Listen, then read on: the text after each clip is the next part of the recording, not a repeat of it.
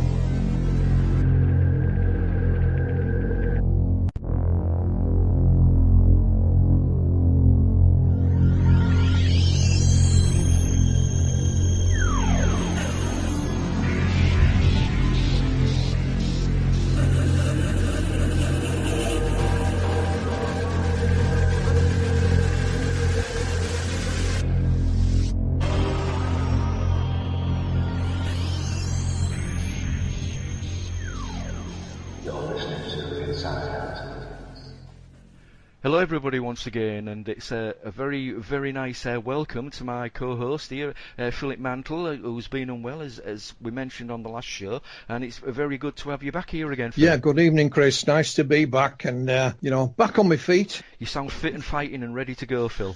Well, I wouldn't go that far, but, I'm fit and able to munch my Yorkshire puddings without them being liquidised. How's that, mate? Oh, that sounds fine by me, Phil, fine by me. We're going to go back a little bit now into the mists of time, and we're going to go back to Friday, May the 5th, 1995, when about 100 people gathered at a small cinema in the Museum of London, and their invitations had come from a gentleman who ran Merlin Productions. He was a gentleman by the name of Ray Santilli. He operated a small music video business on Balcombe Street in London. This is when Santilli screened a black and white videotape. That's quite interesting, that. It wasn't film then. So, which he said contained several minutes of black and white 16mm film that had been transferred from an old and deteriorated original 1947 celluloid. This has become known as the Alien Autopsy footage. Now, it's alleged that Santilli received this film footage from a retired US Army, I believe it was, cameraman, really. This was announced to the world in great footage, we've got proof, blah, blah, blah, blah, blah. And, well, it didn't turn out to be exactly that way, did it, Phil? Not at all, Chris. I mean, going back in time to that particular screening, I was there. It was peculiar in a lot of ways because the audience was invitation only. So there wasn't that many UFO researchers there. I hadn't had anything to do with the organising of it, although I did get one or two people invited. They asked if they could attend, and I just passed the names on to Santilli, and he said, yeah, no problem. So it's in the little theatre, as you said, there's an air of excitement, lights go down, but the strange thing about it, there was no sound, no introduction. No, ladies and gentlemen, here it is, or whatever. Now, what I didn't know at the time is, which I subsequently found out later, is that either Santilli or one of his colleagues was in the viewing room at the back, and they were actually talking down the microphone, and they hadn't actually switched it on. So that's why there was no sound. They hadn't switched and of course, when the film had finished, Santilli and his whoever the heck he was with at the time just disappeared. I mean, were gone, and there was a number of the members of the media there looking to ask him questions about what they'd been seeing, and guess who got stuck with talking to them? Yours truly, literally pinned up against a wall with half a dozen microphones around him, asking me questions that I simply couldn't answer. I had no idea what they were talking about. Unbeknown to me, Santilli had disappeared off back to a pub near to where his offices were, and some of the deals were done there. Yeah, it was going back in time. It was a a strange day all round was that particular day, Chris. I can imagine it would have been. Were there any titles at the beginning? For example, Top Secret, this is Eyes Only, whatever.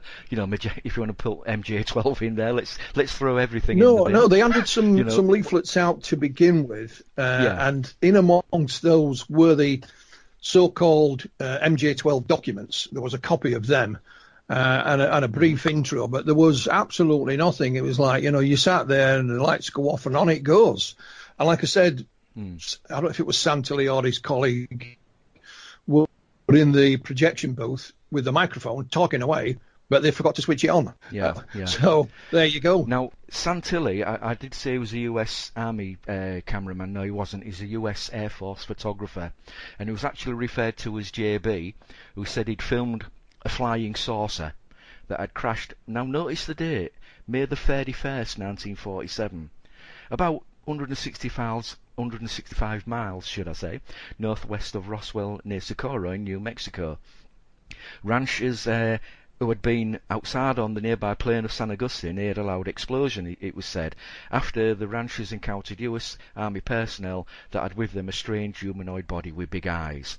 And based on the cameraman's later testimonies, this must have been the one being, or four, found at the site, that lived for 2 years after crash in custody. Each humanoid had 6 fingers and 6 toes. Yeah, I found it quite interesting that not many other people who said that they've seen aliens or they've had a close encounter have described any of them with 6 fingers and 6 toes. But here, interesting to me, is the association with Roswell and the fact that the date is a full month at least before the supposed July 47 crash. Now, coming forward in time, we come up to, he's shown the film, and I know you started investigating it then, Phil, and you spent in total about 14 years of your own time and your own funds investigating the provenance of this autopsy, this footage. What did you find? Who did you find? I mean, thanks for reminding me I took so long. But, Santilli first contacted me in 1993. I mean, he didn't write to me personally. He wrote to the British UFO Research Association, and I was their press officer. And it was a letter just asking if Bufora would be interested in assisting with a UFO documentary. I wrote back, said, yeah, whatever, and sent him a leaflet. Well, we had a couple of letters, then I phoned him, and it was after a couple of phone calls, he then went on to say, well, actually, I've got film footage of the Roswell crash, and the alien being dissected. So the conversation kind of went, well, show me. Yes, I can. No, I can't. Yes, I can. No, I can't. Can I just stop you there a sec, Phil?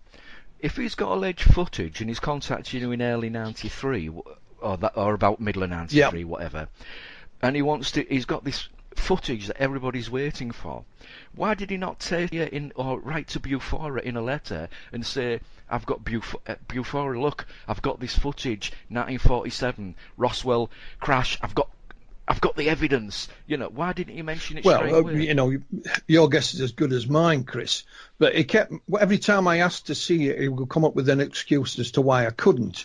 So Bufora used to host meetings not that far from where Santilli's office was in London. And one of the things we did was we hosted an evening with Travis Walton and Mike Rogers from the movie Fire in the Sky. The people, not the actors, they were here promoting the movie. So I invited Santilli along and he came.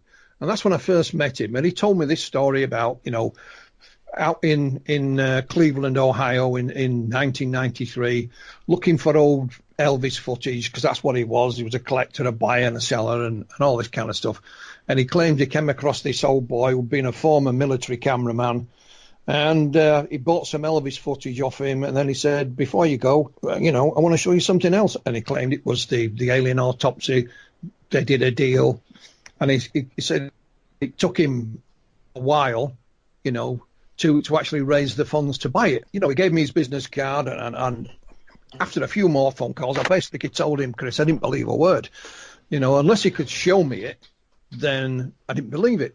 So we moved forward then to 1995. I was sent a video of the movie Roswell, made by Paul Davids. It was a small release. I think Sony were the company that was releasing it, and we'd been sent a copy for review. And it reminded me, oh, I wonder if that guy Santilli still claims to have this Roswell footage. So I fished his business card out of my box. I phoned him, and he says, yes, I do, Philip, but you don't believe me. So well, I can't believe you until you show me it. So he says, okay, make an appointment with my my secretary and come and see it. So off we went, my wife and I. The first piece of film he showed us, which I still have, he actually gave me a copy of it, is what he called the tent footage. Runs for about 12 minutes. It's pretty dark. There's a creature on a slab that's covered by a blanket of some kind. There's two people, i.e. doctors in white coats, the far side of it, messing around with some giblets or whatever. There's a man who occasionally walks in front of the camera with his back to it. The camera's static all the time. There's no sound, no noise. And he said this was actually the creature being examined on site out in the desert in a field tent. The subsequent months, he then showed us two separate and different autopsies. Can I just ask you a question there, Phil? Is this the footage in the tent where it has female genitalia? No, it's just it. Right, okay. It's just a creature on a slab. It's covered by a blanket. All you can see is the head and then some hands sticking out. It's very dark. It then showed us two separate and different alien autopsies. Same creature, same location, but there were slightly different medical procedures carried out, one of which was where there is an examination of the creature's genitals, for want of a better word.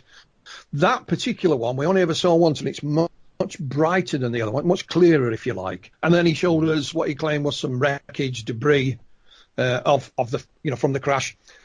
So I was also Bufora's conference organizer, and we had a conference organised already for later that year in the August.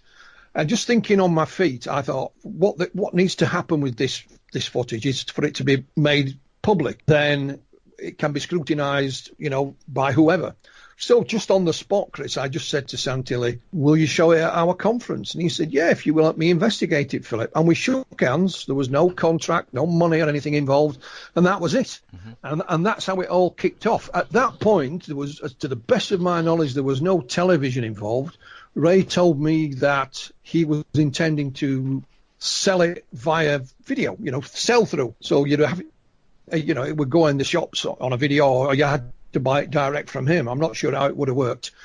But it wasn't until later on when news of the film slipped out into the media that television became involved and things changed literally overnight. So that's how it all started, Chris. It was quite by accident, and make of it what you will. Was JB's statement, released at the same time then from? No, I mean, the JB is the alleged initials of the cameraman. Now, when the media became involved, Ray was put under an awful lot of pressure to have some kind of discord with the cameraman. So he released this timeline of what the cameraman allegedly said. That. And again, you pick holes in it because, there are certain English words in it that an American wouldn't say. Like I was in the forces. That's a typically British way of describing if you've been in the military. That covers all branches of the military. I was in the forces. You could be in any. It's not a kind of thing that the Americans say. Other little things. And Ray just said, oh, well, it was my secretary who typed it up from, a tape recording, and she's just put those things in, whatever. So every time you find a little tiny fault in inverted commas, he always had not an unreasonable excuse sometimes, And because if you ever went in Ray's office on Balcombe Street, if anybody wants to know where Balcombe Street is in London, it's famous for perhaps one thing, and that was the Balcombe Street siege at the Iranian embassy, where the SAS stormed it. Well, it's at the bottom of that same street, and it's originally been a house by the look of it. And Ray's office was small, pokey, and I think it was over 3 floors, or maybe even 4. There's people running up and down the stairs all the time. There's no lift or anything like that. And it was pretty chaotic. But that's where he operated from at the time. I think he moved to different offices later on. So So you know that's where it all came from. There was a lot of pressure put on Ray for various things. The reason I asked that, Phil, is, as you know, I'm a photographer. I do weddings, etc. So if anybody would like a photographer, here I am. The reason I ask that is, as a photographer, I like to know what my job is. And I'm perfectly certain that JB, if he did exist, which I don't think he did, you know, it would have been under the same opinion. What is the job I'm going to do, etc., etc. And surely, if it was something as staggering as that, it would have been told, you know, get there, we've got something's crashed, blah blah blah, you know, and we've got these unusual bodies. We want you to come and film them. That is my take on it. That's my personal take. You know, like it or lump it, that is me. But what I do find quite interesting, again, in JB's alleged statement, is that he received instructions from two generals. One of them, which was General Karl Spatz, who became the Chief of Staff of the newly independent US Air Force after its creation in September 47. And General Spatz told him what had crashed was a Russian spy plane at Roswell. So two generals in one day. So the job is clearly important, if that is the truth. You know, but what I also find interesting is that the script on the alleged I-beam has been described as, even by people like Linda Moulton Howe on Airfile's website, as early or classical Greek. I don't know where that came from. Well, that is there on there, mate. I'll send you. I know what you mean. Now, the reason I asked that is because we've actually got another guest with us this evening, who I know is sitting there nice and patient and quiet in the background. And Spyros, what are your roots? Hello, I'm Greek. Well, yeah, I've got to interrupt because I watched Linda Moulton Howe talking recently about this, and she was talking about the symbols on these beams and them being Greek writing, and it just brought back all the memories. And I thought, yeah, and I know why it's Greek as well, because it just so happens the man that faked it is of Greek descent. So there's no surprise there. But there you go. Sorry, Spyros, I didn't mean to interrupt. I was listening very, very carefully just now, and you said the original film that was shown was the tent footage, yes? That's the first piece of film I ever saw. Yes. Yeah, that's right. Now, but since then, right? It was first. I need to ask you three questions of my own. Okay. The first one is, the tent footage was touted as real, was it? Yes. Okay, so that was Santilli that positioned it. This is it. I've got a real thing. Yes, he said this was filmed on location. Yeah. You know, at the crash site in a field tent. Okay. My next question is, was it proven fake? Yes. And the last question is, did Santilli admit it was fake? Yes. Right. So we know that's fake, right? Everybody admits it. We know the people that made it. So Santilli did put up a genuine film that turned out to be fake. Yes, it was actually made by a gentleman called Keith Bateman. Yeah. And there's a whole story behind it. But what is interesting is when Santilli started to sell the film to the television companies, Spyros. Yeah. The package that was sold to Fox was the tent footage, one autopsy, and the debris. Yes. So he even sold it as real. Yes. Now, here's the thing, right? I know that. I mean, obviously, I was asking the question because I didn't want to make my comments. I wanted to hear your own because you lived it, right? You were the guy. Yeah.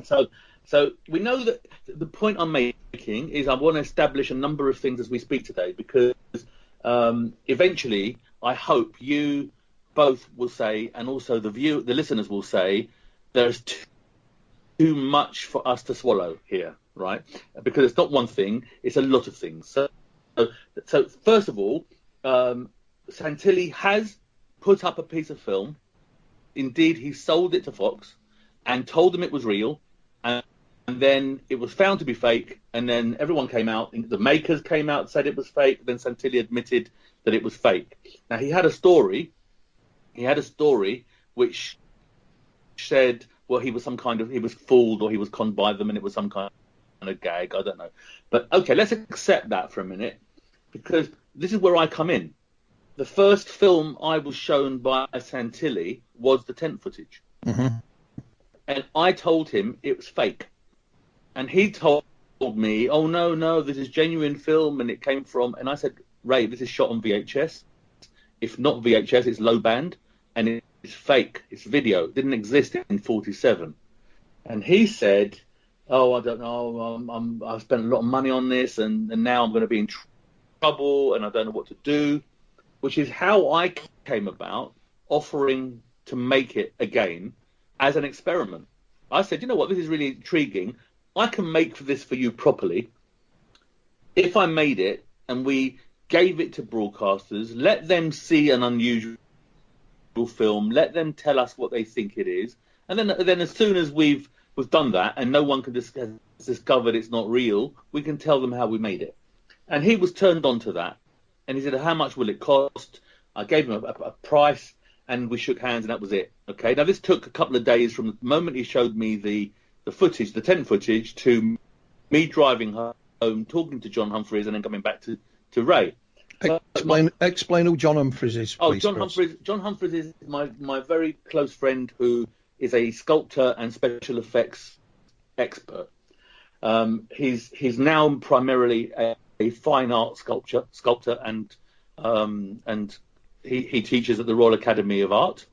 He's a lecturer there, and he's made a name for himself as a sculptor. But when I knew John in the early days, when I first met John, he was working for a company called Coast to Coast Productions, and Coast to Coast did lots of special effects for films and TV, and that was his background at that time. A frustrated, very, very talented sculptor. He was sculpting for a different what's the word? Is a different expertise. You know, the special effects world requires somebody to sculpt either makeup or prosthetic makeup or bodies that are going to be blown up in a movie or shot and killed, or somebody's head's going to get cut off, or whatever is in the movie. A sculptor would make it first, and then after it's built, made out of latex or whatever, then the special effects guys come in and put all the electronics inside if they need it. Yep. So John's role was actually soul destroying for him, because he's an amazing artist. Be that as it may, when I came up with this, John loved the idea. He loved the concept of creating a being and the imagination it would need to put it together and design it and all that sort of stuff. So that was how I got involved, off the back of the tent footage. And now we've determined that it's fake. We know that Santilli has agreed it's fake, okay? But let the record show that Santilli did try to sell it as real, okay? That moves up. So basically, Spyros, what you're saying, mate, is that he's got a track record. Well, you know what? If nothing else existed, I would say he was duped and made a mistake. But there's more, isn't there? There's more down the line. Mm-hmm. So that now suddenly, if I was caught in a shop with the alarm going off and the police caught me and the window was broken, I could very easily say, "Oh no, officer, I was passing by and I thought somebody was in trouble, and that's why I came in to see if I can help them." I could be the burglar, right? But that's a feasible, maybe that's, and the police say, okay, well, we've got nothing on you, so we're going to let you go. But guess what? My name's in their book. And if I'm seen in another shop with a window broken and the alarm going off, it's now too close for comfort to be genuinely a mistake. It's clearly I'm a thief, right? There's no question about that after that, because 2 times is too much, right? 1 time might be a mistake, 2 times, So that's where Santilli sits at this moment in time. We've caught him in the shop with a broken window, and we've let him go because he said he's got a good excuse. But if we carry on, we're going to see he's in the shop again. He's another shop with a broken window. But let's not be judge and jury here. Let's just look at the facts and nothing else, okay? Because I'm very keen to be fair and just put the facts out there. Yeah, I think things changed though, Spyros. Yeah. When Ray set on a gentleman by the name of Chris Carey. Yes. When Chris Carey came to work were with Santilli and for him, things did change quite quickly. And Chris was then more or less the main man you were dealing with, and he wouldn't let anything slip by. And now him and I almost came to blows. We were at a conference in San Marino. Yeah. And we were actually showing the first stills from the Alien Autopsy film.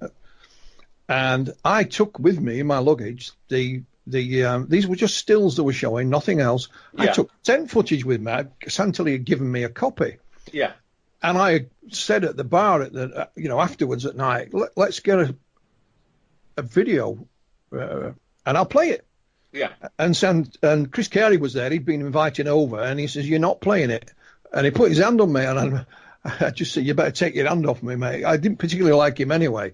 Yeah. But can I let me just finish. As it turned out, the hotel didn't have a video player anyway, so we couldn't show it. So yeah, by all means, Chris. Sorry, Phil. I didn't mean to stop what you were saying. Who is Chris Carey? Well, Chris Carey was. How did he get Chris involved? Carey, I don't know where he came from or what you would actually describe his role as, but he then took over the negotiations. I can tell you. Well, he was the guy that went out and did the deal with Fox, for example. Yeah. He was the guy that did that, and he basically stopped. I mean, if you watch the Ant and Dec Alien Autopsy movie, for me, about the only truth in it is the way that Santilli would just say things off the top of his head, and you'd see the others in the background, holding their head. Well, Chris Carey tried to put a lid on that kind of thing happening. Well, can I give you? I'll shine a light on it for you. I've met Chris. I've known him. I haven't been in touch with him for a long time, but I know his wife and his kid, and they came to my studio, so I know them quite well. And I'm going to put my neck out and say, I don't believe Chris knew that the Alien Autopsy was fake. What Santilli did was he got Chris, who is he's a salesman. He's a salesman in media. So if you've got a movie to sell or a TV show or whatever, he would be the guy that visits all your buyers and negotiates the rates and does the deals for you. Okay, so a clever move would be to get a stand-up guy in the business so people know who this guy is. That's what he does for a living. They all know him. So they're going to talk to him and negotiate. There's not somebody off the street. It's not somebody that hasn't had a track record. And he in himself is totally convinced it's real because he doesn't know it isn't. Therefore, his demeanor and his confidence and his stature is going to tell the person buying, this is absolutely real. If Santilli did it, his body language and his stuttering and all the stuff, all the deviations and all the rest of it would come into play, and people would say, hold on, this guy's a bit dodgy, something's not quite right. But Chris, because he felt he was just representing a client and it's a genuine project, therefore, he has nothing to hide. He could look people in the eye, couldn't he, giving them the information that they were after. That's right. So he's gone in with every assurance from Santilli and Shoefield, and I would imagine it came from Shoefield, not from Santilli. And the reason I say that is because Shoefield... Spiros, you mentioned another gentleman there, Gary Shoefield. Explain who Gary Shoefield is. Okay. Well, Gary Shoefield was Ray's best friend. He was also a distributor of copyrights. So he worked, his whole career is buying and selling copyrights. He worked for Copyright Promotions in Oxford Street in London. They own Superman and various other big copyrights.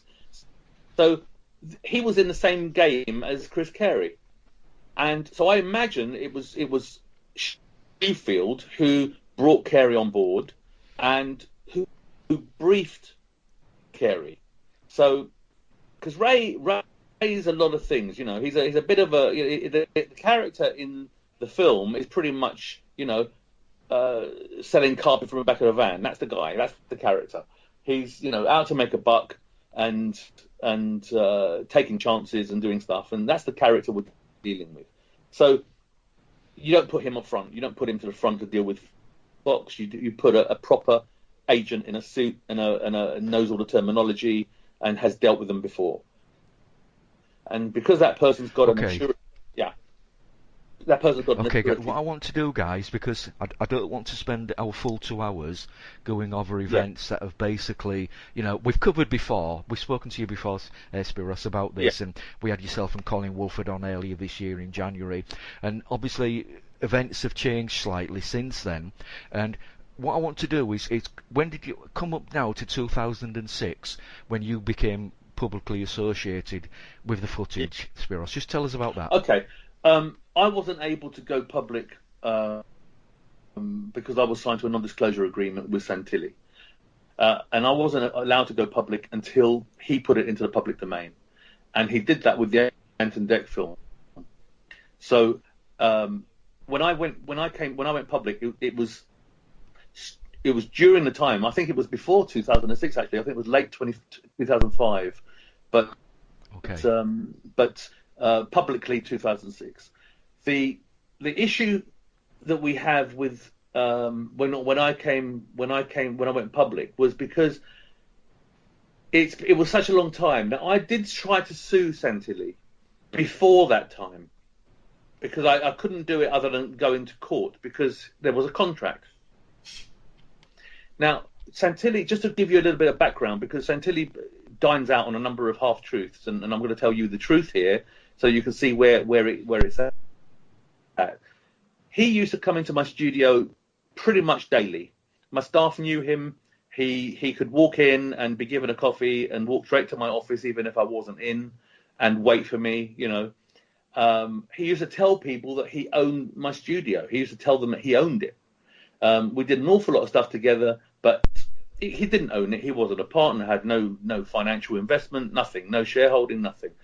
But he did tell a number of people that he did own it, and I found that afterwards.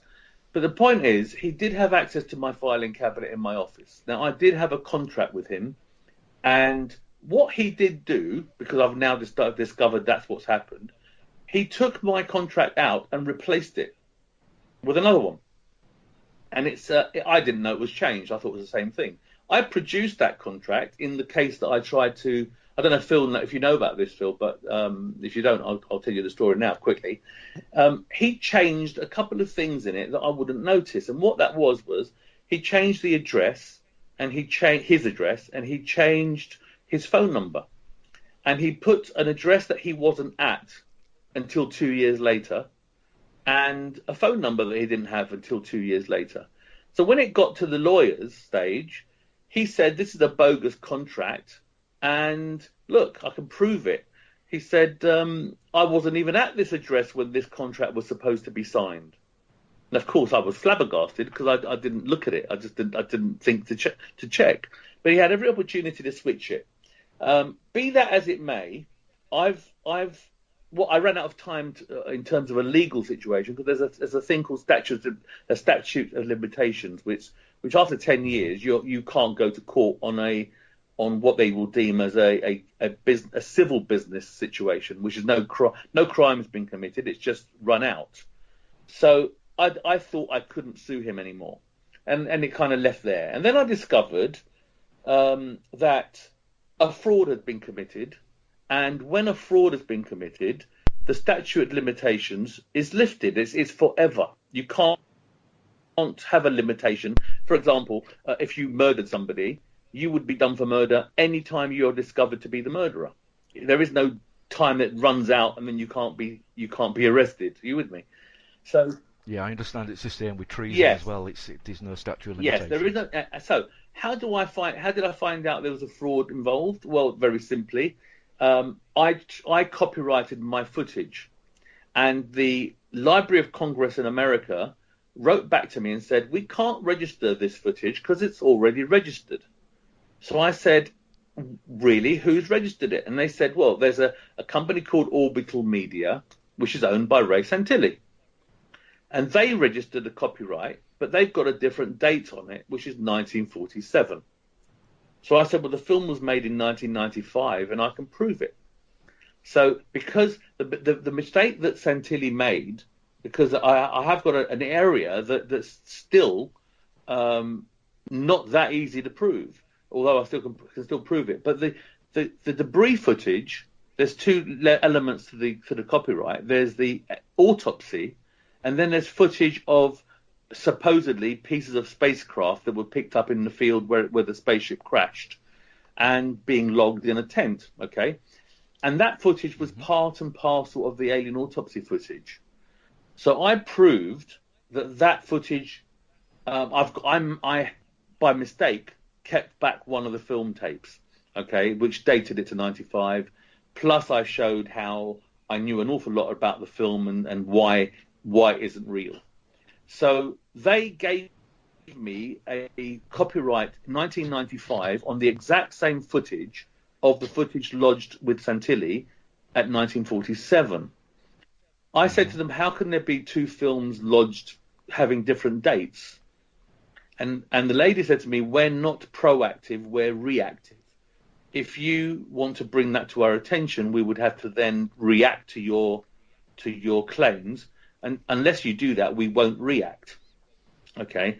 But so I said, so it's going to sit there until I do something about it. That's right. And it was a costly performance. And I thought, well, I'm not going to do that. I'm going to let Fox do it. Because I then later got a contract from Fox that Santilli had signed, verifying that and promising that the footage was 1947 and shot in Italy. I don't really understand why he put Italy, but there must be a loophole there somewhere. But all I do know is he registered it as a 1947 film when I know in my heart of hearts, in every part of my being, that it isn't real.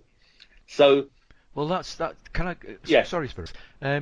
That's quite interesting. Shot in Italy, so it wasn't shot in Roswell, New Mexico. That's right. Then. Now I'll tell you why. I think I spoke to my lawyer and a couple of lawyers, and they both said the reason that he would have done that is because if he said this was shot in America, Roswell, by the military, then they would be owning it. So if he says it was shot in Italy, it takes the military out of the equation, because it isn't a military film anyway. They have no claim to it, but they would have a claim to it if he were to register it. Because if he registered it and said it was shot in America and the cameraman was anonymous and blah blah blah, and it came out as the Roswell autopsy footage, then the government body that he's registered it in have an obligation to say to the military, do you realise there's a registration from America? Now, if it's Italy, they have no, they're not duty bound to report it. Mm-hmm. So that's, I think, the reason. And it's just a simple loop. That's quite interesting. Yeah, it's just a simple loophole. But here's the thing, okay? He signed a contract with Fox to extort money from them by deception. Okay? Now, I've just said that on air, and hopefully Mr. Santilli will take me to the task. Don't hold your breath, because he hasn't got a case. I would love him to. But when it was about a contract with me and Santilli, he managed to nip that in the bud. And I've learnt now not to make this about me. And I'll tell you what I mean by that. If we speak to, say, Colin Wolford, he gets very personal and he turns it all about me. And the diversion is, let's not look at the film, let's speak about Spyros.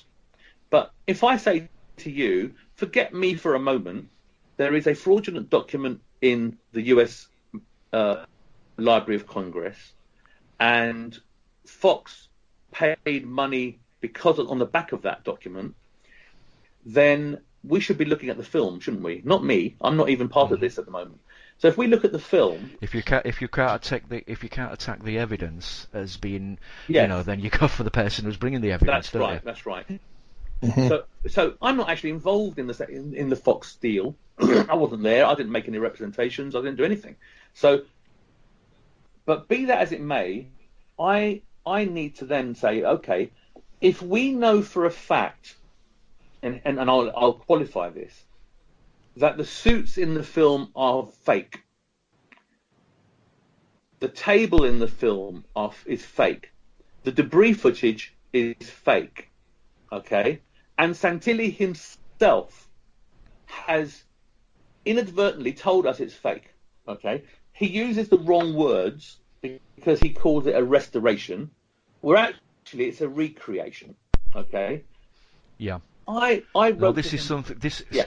Sorry, Spyros. This is something that I put out the Yes. other day regarding, if it's a restoration, it must involve the real photograph, the real film, the real video, the real painting, etc., etc. If it isn't a restoration, it's a remake. If it's a remake, then it's a hoax of an original Yes. event. For example, the Battle of Britain, we all know, came out in 1968. The movie came out in 1968-69. Brilliant movie, enjoyed it, but it wasn't the real Battle of No. Britain. Exactly the same with the Mutiny on the Bounty and the events that occurred there. Yes. So I wrote to Santilli a couple of days ago, and I asked him a point blank question.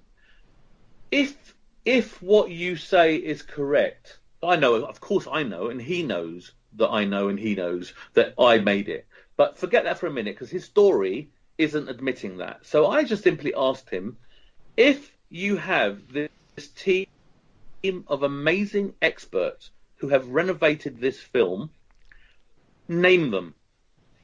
Who are they? There must be the best in the world. There can't be many of these people around, because I know for a fact what he's saying they did is impossible. So if he's saying they took the film that was degraded and no detail on it, and they corrected that detail for every frame, doing one picture alone is a monumental task. To do 24 frames a second is impossible. But I'm saying, okay, fair enough. These experts exist. Let's have them. Who are they? Why is it a secret? There shouldn't be a secret. If these guys renovated a film, they haven't done anything wrong. Why is it a secret? Why do they need to be kept secret? So that's a very simple question, isn't it? It absolutely Okay. is. Now the answer is the special people that he's talking about is John, myself, and my crew. Can I just interrupt there as well, Yes. Spyros? Going with Ray's restoration in inverted commas, Yes. if that was the case, then why would he make two Alien Autopsy films? They're both different. Yeah. Do you know you said something about the film, the first one you saw? It was it was much brighter, much clearer. You know why? Do you know why that was much brighter and clearer? I would assume you hadn't aged it through a. That's right. What happened was we dismissed it. I told Ray it's wrong, and he said, I've got to show this to people. They're waiting for me. I've been putting them off, and I've got to show it to them, and I'm going to be in a lot of trouble. But if let's say we believed Ray for a moment, yes, that the Alien Autopsy that we've all seen on television was a restoration. Yes. Why would he have two different restorations? Well, doesn't make any sense. No, you wouldn't. If you were restoring the Mona Lisa, you wouldn't have two pictures of the Mona Lisa, would you? Oh, well, the argument I would give, if that's the case, is they're different aliens. There's two different autopsies. That's what he would say, because the first one we did, it was technically incorrect, but it was actually quite good. It didn't have a damaged leg, because I didn't need to do anything with a leg. So clearly it's a different alien. That's what he would say. But it's the same mold it came out of. But if we buy the other argument, which is, these are clones and they're this and the other, well, they'd all look the same, wouldn't they? So you can wash it away if you want to. But the bigger picture is this. He said to me, let me have the tape so I can show people, because I need to. I said, if you show anyone this, you're going to get caught out because it's technically incorrect and there are flaws. And he said, I won't show them everything. I'll just show them enough to whet the appetite, and I won't let anything leave my office so nobody can analyse it. So I said, okay, well, you're the boss. Do whatever you want. It's your film. At that point, he had paid for that film because the budget came from Volker Spielberg, who, as a gentleman who lived in Germany at the time, he was a friend and partner of Santilli's, and he put the money up to make it. The second, I had to make it again, and Ray said he's run out of money and there's no money to make it again. So I did it again off my own back, and I spent the money the second time, which is fortunate because that makes the film that you see in the public domain right now is actually mine entirely. Not only did I create it, design it, etc., and film it, but I also paid for it. So I become executive producer as well as producer director. So it's totally mine. Santilli has no claim to it at all. So that was fortunate. It wasn't designed that way, but that was fortunate for me, which is why I was able to get the copyright through. But yeah, go on. Sorry, Spyros, I was just going to mention, so this was around about 2006. What was? Where Santilli is supposed to have said in an interview that his film was a reconstruction. That's more or less the time that occurred. And No. said it contained only a few frames from the original roll of film. No. It was 1995. Yeah. Okay, thank you. No, what Chris is saying is you made it in 1995, but Santilli didn't change his story significantly until enough 2006. Until the run-in of the Ant and Dec film, and then they said, "Oh well, in actual fact, it's not the genuine article. It's actually a restoration." That's when he changed his story. Yeah. But the point that we mustn't forget, or it was basically saying that it was real, and his story regarding its acquisition was still true. Even yes, but let's not lose track of one thing. Okay, the film I made in 1995 is the film that he released as real. Yeah. And it's the film that hadn't been restored until he said in 2006. There was no mention of restoration. No. So if he's saying that the film was restored in 1995, okay, here's a big problem for him, okay? When did he say he took possession of the film? Because he didn't say he had it in 1993. He didn't deliver it, did he? He said he spoke to you, Phil. Yes. He didn't have it. He didn't have it. So No. When did he have it? He had it the first time you saw the first one, which was in 1995. Yeah. Okay. So these experts that had to do this monumental amount of work, which would have taken 2, 3, 5 years, you can't just do this in 10 seconds. It's a big job, right? How did they do it in a month or a couple of weeks? I don't think even if that was true, Spyros, you could do it full stop. No, you can't. Listen, Phil, I know for a fact you can't. I mean, I have a friend of mine who's worked all his life in special effects, and I told him that story, and he just laughed. Yeah, but Colin Wolford won't laugh. Colin Wolford would buy that story. Forget him. Yes. We'll come to Colin Wolford and recent events in a few minutes. I just wanted to say, being a photographer, I know when I shoot a wedding, I can do anything from 2 to 3,500 photographs, and it takes me at least 5 to 6 weeks to go through every single one of them images and then decide which ones I'm going to give. So if you multiply that by 24 frames a second, it's an impossible task. This is several years' work, okay? Yeah. But he delivered this film straight after he received it from the cameraman. Mm-hmm. So if it deteriorated like he says, okay, well, the video that the film was duped to hasn't deteriorated. It's what he supposedly took off the film. That then lends the argument to the debris footage being clean. The copy that I've got is clean, and the copy Santilli released and hasn't got a clean version. The argument that footage was cleaned up is also not possible. I've sent you, Chris, on Facebook Messenger. I've sent you a copy of the label for the tape from the lab, and I've also sent you a still of Ray Santilli's version and my version, and you'll see the difference in clarity. And as somebody that knows about, I can confirm they're here now. I've got them. Yeah, but you can see though from the quality, you can't create quality from the right-hand picture, the detail, to the left-hand picture. Now, if you can, you'd have to paint it in by hand, but then you'd have to do it 24 times every second, and move with the movement of the camera. It's even with today's model digital imaging systems, it would still take a hell of a long time to do if you could do it at all. Absolutely, it can't be done. But I'm just saying, if it was done, it would be a stupid amount of money, right? And guess what? Santilli has admitted that the debris footage is fake. He did a show with Eamon Holmes, and he admitted, and he called it artistic license, and he showed bits of the debris that was in the film in the boot of his car.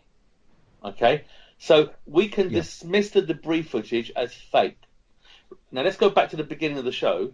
We accepted the tent footage was fake. We accepted that he positioned it as real, and we also accepted that he accepted it's fake. So he's now been caught in the shop again with the broken window, with the debris footage, because he admitted that's fake too. Okay, so now we've got two films that Santilli's put up and said that are real, that are not. Now the important part of the debris footage is that it was parcelled up with the Alien Autopsy footage and not removed. Okay, when the tent footage was discovered to be fake, Santilli very quickly removed it, and Fox had to remove it from their program. So if you look at Fact or Fiction, you will see there is no tent footage in it. That's correct. Okay, and because it was removed immediately because he had no reason, he couldn't justify it being there. So why didn't he remove the debris footage that he knew was fake? He had to know it was fake because he's admitted it's fake now, and he called it artistic license.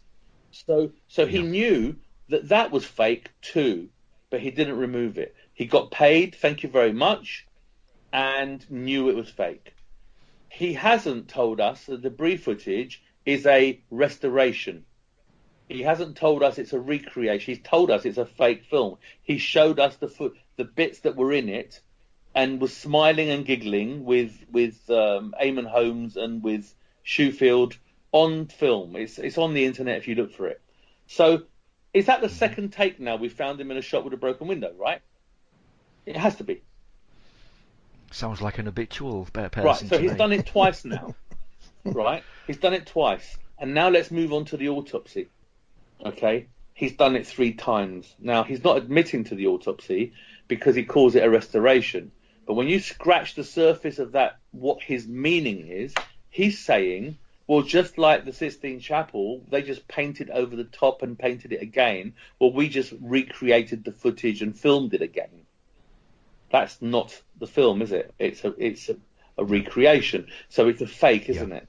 So it's a hoax. So all 3 are fakes. There is no real film. Now let's now say that let's accept that he had or has 2 or 3 frames or 6 frames that were genuine footage. That's what he said, right? He can't show them to us. He hasn't shown anyone. They can't be tested. They don't exist. But if he says he had them, shall I just be very generous and say, what if Ray had a real genuine alien autopsy of some dodgy frames, and how does that impact the Alien Autopsy film that we all know and love? Well, the reality is it doesn't affect it at all because they're not associated. So even if he did have genuine film, it does not impact on the film that he released. It doesn't change my position. It doesn't change John's position, and it doesn't change the fact that Santilli sold it as real.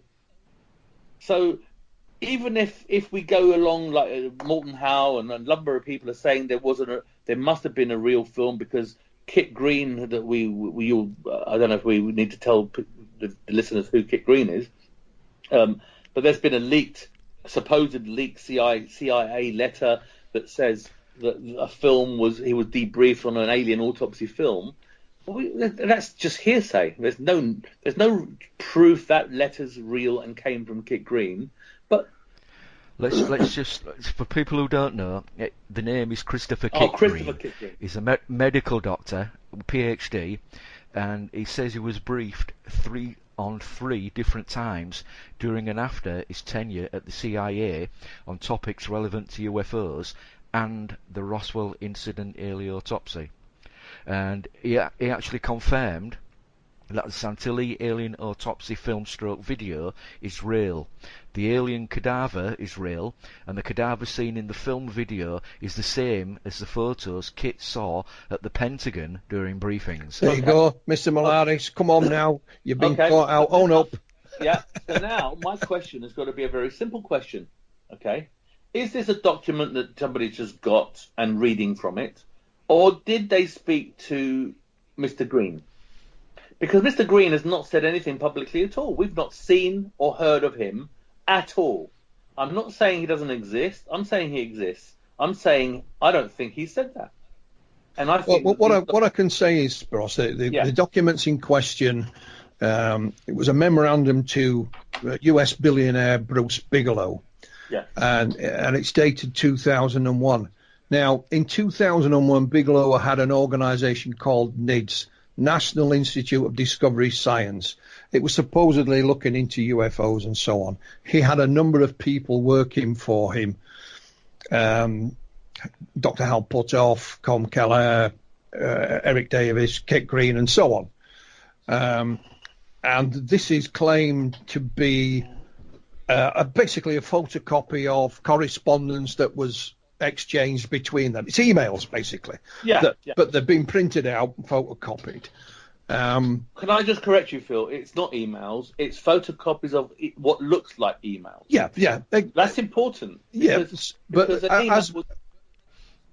As we're talking now, Kit Green is still alive, but to the best of my knowledge, he's not yet gone on the record and said X, Y, Z. So they're still open to question. Let's put it that way. I'm going to put my neck on the line and say to you categorically, right? I will predict that he will, if he comes forward, he will say, I didn't say this is exactly the same as a film that because he may have been debriefed and talked about a Alien Autopsy. That's how we got the idea. We heard that there could have been an Alien Autopsy. So what if there was? I'm not saying there wasn't. Just because I made a fake one doesn't mean to say there isn't a real one. No. I'm the way I've looked at it, I'm not. When I was sent these documents a couple of weeks ago, for obvious reasons because of my involvement, and what I've said is the documents may well be authentic. I don't know whether they are or not, but I can guarantee 100% that Kit Green, according to what is written in these documents, claims to have seen an alien autopsy back in the 1980s, I believe, which was exactly the same as the one you made, which is impossible. It's as simple as that. So that doesn't nullify the validity of the actual written documents. It just says that what is being claimed there is just not possible. Yes, but that's why I question the validity, because I know for a fact he couldn't have seen it. He simply couldn't have seen it. Now, could he have seen something else? Having said that, Spyros, in my book, I have information and I've interviewed people. Yes. Again, some of whom were, fairly well qualified to comment, who claimed that they had also seen either the exact same film as yours, or, in one instance, a lady who lived in Florida, an award-winning documentary filmmaker, nonetheless, said she saw the actual creatures alive, in the 1990s, complete with pot belly, muscular torso, and 6 fingers and 6 toes, which of course wasn't possible. I'm not saying they're lying. All I'm saying is I am. I would say perhaps confabulating, which is slightly different. But my argument is that none of these people who claimed this ever went on the record prior to 1995. Even with this memo to Bigelow is dated 2001. They're all after the Alien Autopsy film was shown in public. Yes. Simple as that. They may say, I saw it on a military base back in the 60s. Well, you're telling me that now? Yes. But why didn't you come forward in the 1960s, gentlemen? There you go. So that's and of course I would say that it's confabulation. I'll give them the benefit of the doubt, but it simply cannot be unless they had a time machine. It cannot be. Yeah, absolutely. So I'd like to say something else. We've got the situation where, sorry, somebody's trying to phone me. Over here. We've got Humphreys telling Kvyat that he made it, And when Kvyat wanted more information, he said you have to speak to Spyros. That's correct. Spyros's name was lodged with Kvyat right at the beginning, not 2006, right at the front end. Okay? Several years before that. Yes, because some people have been saying, well, I wasn't put into the picture until 2006 by the Men in Black. So my name came up many years ago, right, nearer the time it was made. The next thing we know is that Humphreys has put me in the picture.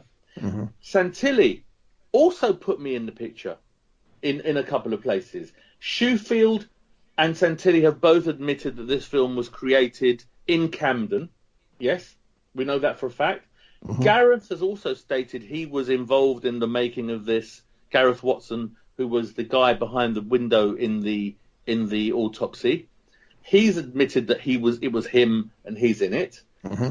Greg Simmons, who was my partner at the time and also very involved in the whole thing, he hasn't gone public, but I've got a statement from him for my book that he's given me, along with pictures of his hands and all the other things that people want to see. He played the soldier in the debris footage, but he was also in the very first film that you saw. Mm-hmm. It was Greg who was the nurse. Yeah, because there was no woman in the first. That's right. Yeah, there was no woman. Yeah. Now Greg was supposed to be the assistant, and he's got asthma, and you can't breathe in the suits, and he had a hard time with it, and he said, "Look, I can't carry on. I'm feeling faint. I'm going to faint." And my girlfriend, who was there, took over, and she became the nurse in the second one.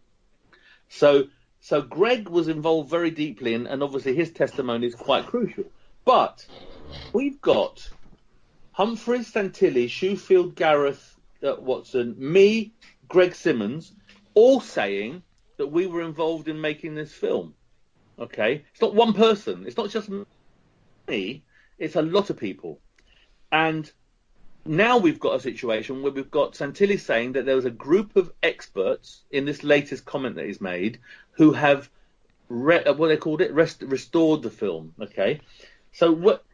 He actually says the film is a restoration of original footage and undertaken with great expertise by extremely talented and experienced individuals. Yeah. Now, I'm presuming he's talking about you. Well, yeah, it has to be, but yeah, absolutely. Because what he's done, he's muddied the waters by saying restoration, right?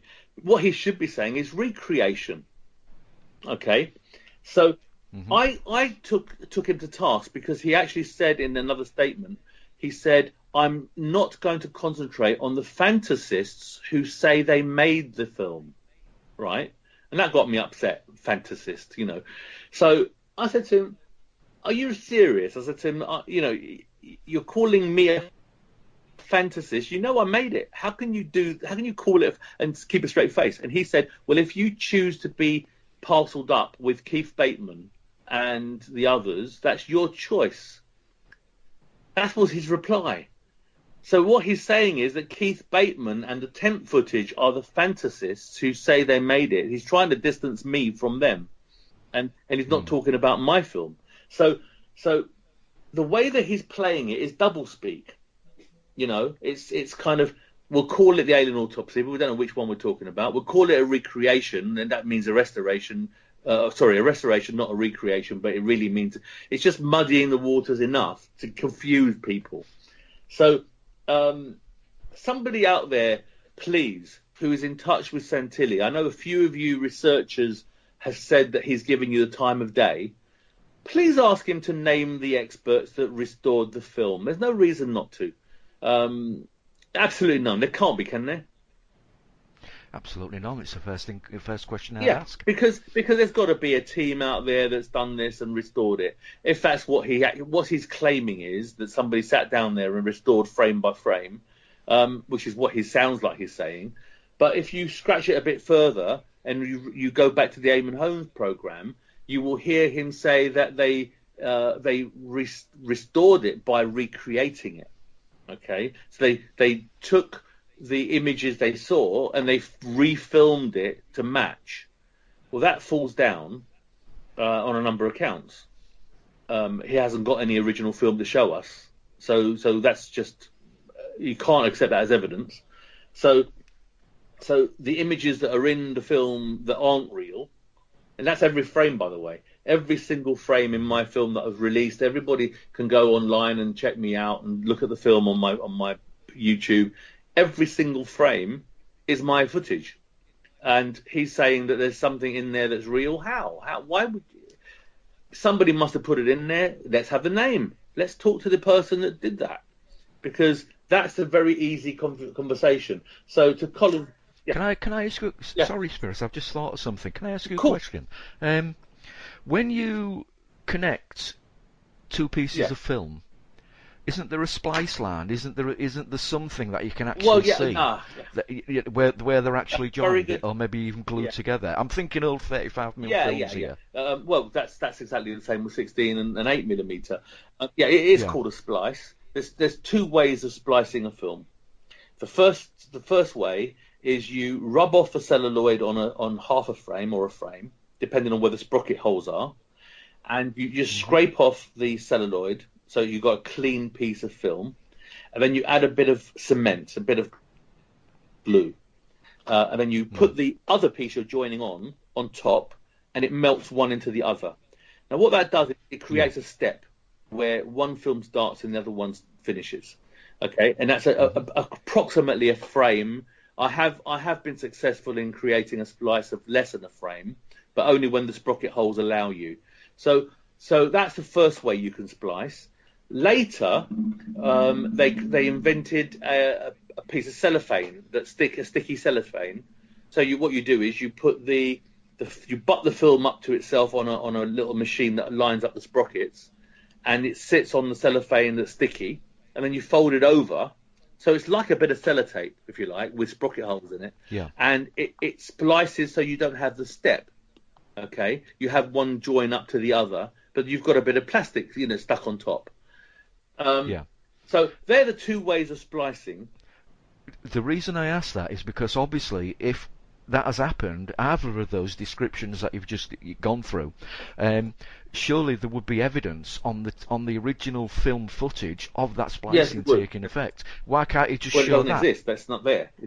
Exactly. Exactly. That's my point. But the thing is, I edited the film. All right, so I know every single frame I've edited. I know if there were any original frames in there, I'd know where they were. But if I didn't, he's telling you that I didn't edit it. Okay, some other people did it. Well, then those people would know where the real frames are. Okay? They would be able to direct us to them and say, well, they're here. They're 3 seconds in. They're 4 minutes in, and two frames. But they'll be able to tell us where they are, because an editor knows where all the edits are. So by naming that person who edited it, we can determine. Now, he did say there was a guy at Canon Video. Remember this, Phil? I do, mate. Yes. Yeah. That he reckoned that he's the guy at Canon Video. I've forgotten his name now. Oh God, it was an unusual name. It was Frank Salas. That's it, Frank Salas. Yeah. Frank Salas knew nothing about this, and he said, I called him, and he said, I have to ask Mr. Santilli for permission to speak to you. And I said, well, I'm not asking for any inside information. I'm just asking, did you edit any? He said, I didn't edit anything. I just duplicated it. So he didn't do any editing. He just did the VHS duplications and some beta duplications. He just took the master and made copies. So Santilli told us he edited it. So if he didn't edit it, well, who did? He just needs to give us a name. So there's lots and lots of questions that Santilli is not answering. He went quiet for a very long time, and he's now resurfaced because of these CIA papers, because he can see a buck to be made. He thinks he's got another bite of the cherry. Well, you're absolutely right that he has resurfaced, because we mentioned Colin Woolford earlier on, who myself and Phil have interviewed previously, all about this subject, and there was a post put on Facebook by Colin Woolford, which I'm going to read. Statement given to me by Ray Santilli on February the 15th, 2019, intended for use at UFO Megacon 2019. and this is in quotations, after more than 23 years living with the subject, I still maintain that the Alien Autopsy film I marketed was not a hoax, and that the film is a restoration of original footage and undertaken with great expertise by extremely talented and experienced individuals. The film is a remarkable testament to a unique event in 1947 and the skills of the team used to restore the film. Ray Santilli. Yeah. Now, Wolford goes on, we're kind of like in 2006 and 2019 here, guys. So Wolford states that the footage is real, and Ray and his team were threatened and made to change their story to it being a recreation in 2006. First question to you, Yes. Spyros, was you ever threatened? Never. Neither was Ray. I'll tell you what happened. I remember this like it was yesterday. Ray did have a break-in at his offices in Balcon Street, and nothing was taken. There were rolls of film there. Because we did buy original 1947 film of baseball games and newsreels and stuff like that because we needed some blank film that would genuinely date to 47, so that we can get a date for it. And so those tins were in the. Nobody went in there to steal any film. Nothing was taken, and I remember going in there, and his office was all over the place. You know, they'd gone in, and they didn't even take the computer. They didn't find anything they could take easily. And Ray used that as a Men in Black raided his office. Very convenient. Yeah. And Wolford has bought it, and the reason he bought it is because Reg Presley was told it, and Reg Presley reported it. Okay. Yeah. It didn't happen. There are one or two other. Yeah. Sorry, go ahead, Spyros. I'll carry on in a moment. Happen. Go ahead. You know, there was no Ben in Black raid or whatever. But if he's been threatened, why is he saying that the film is real and blah blah blah? Isn't that what they're threatening not to say? Yeah, exactly. But I would have thought, as you were on the team, and Santilli has said you were on the team more or less in so many words and ways, why wasn't you threatened? You know, but Wolford carries on. The canisters were confiscated, including those with Truman on. The first autopsy, seen by a few researchers, filmed by the cameraman, went mysteriously missing.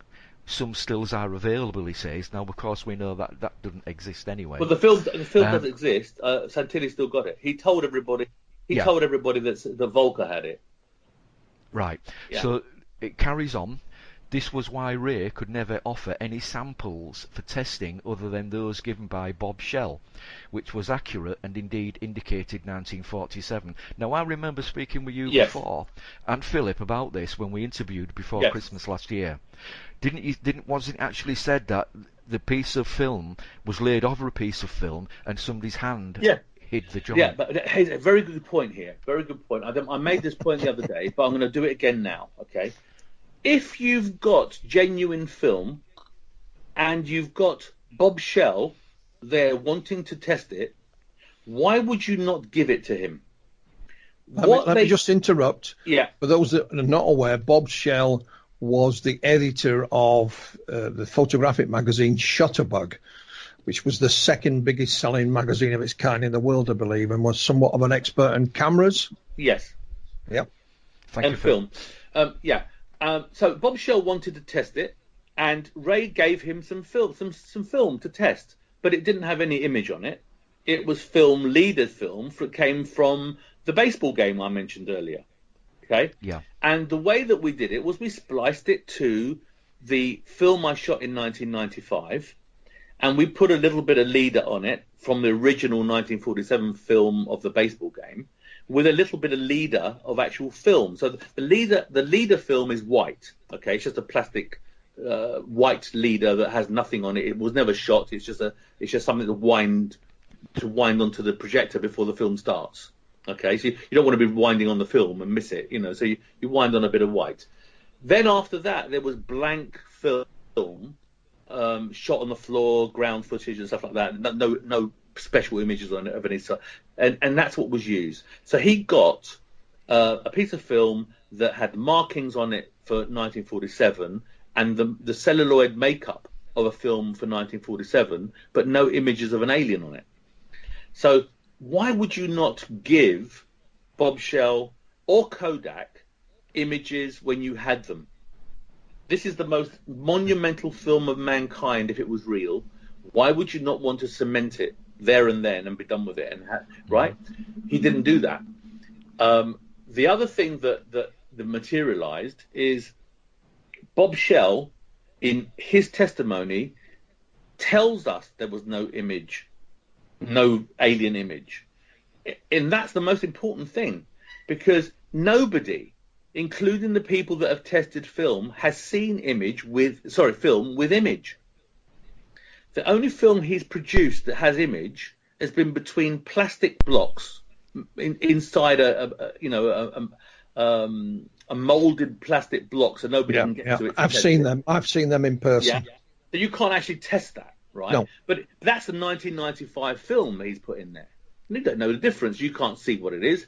The other thing that he did was he would show people canisters that are genuinely 1940s canisters, but they came from genuine 1947 other films. Yeah, I've got one here, Spyros. Yes. They gave me, yeah. Now, why would Santilli give you that, Ray? Phil, why would Ray give you that? Think about it for a minute. This is the most important. I know. Why would he give it to you for nothing? Well, he sent me it with a piece of film, allegedly for testing, and I've still got the frame of film, still in there. Yeah. And it's actually got a sailor on it. Yeah. There's a man with a sailor's hat on it. Yeah. So here you go. Check that out. It's ridiculous. It's just ridiculous.